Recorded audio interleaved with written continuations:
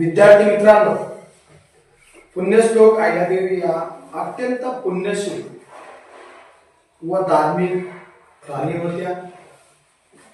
नाशिक आणि त्र्यंबकेश्वर प्रमाणे संपूर्ण भारतात त्यांनी प्रचंड कार्य उभारले. अनेक ठिकाणी मंदिरे, धर्मशाळा, घाट, तलाव, रस्ते आणि अन्न क्षेत्र असे त्यांचे काम आपल्याला सापडेल.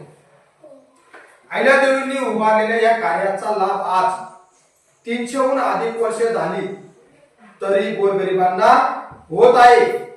त्यांनी सुरू केलेल्या अन्न क्षेत्रामध्ये आजही हजारो भुकेले जीव आपली सुभा शांत करीत आहे.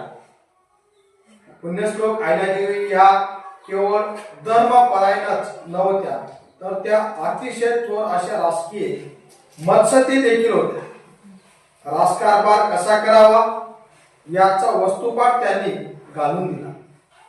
राज्य चालवताना त्यांनी दाखवलेले असाधारण तडक, खंबीरपणे, न्याय, निपुणता, प्रशासन आणि सगळ्यात महत्त्वाचे म्हणजे आपल्या प्रजेसाठी किंवा प्रजेबद्दल त्यांना असलेले परंपरा प्रेम यांना आधुनिक इतिहासात तरी तोड नाही.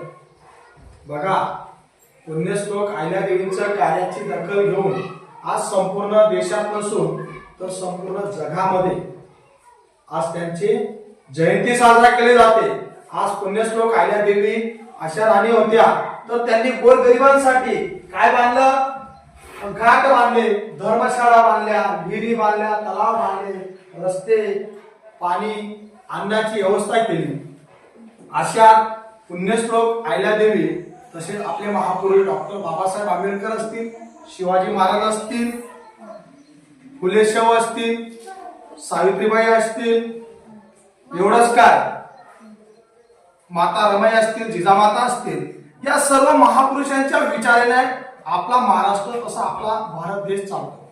जर आपण त्यांच्या विचाराने जर सर्व विद्यार्थी मित्रांनी अभ्यास केला तर मला असं वाटतं की आपला देश सुजलाम सुफलाम झाल्याशिवाय राहणार नाही. बरोबर? काय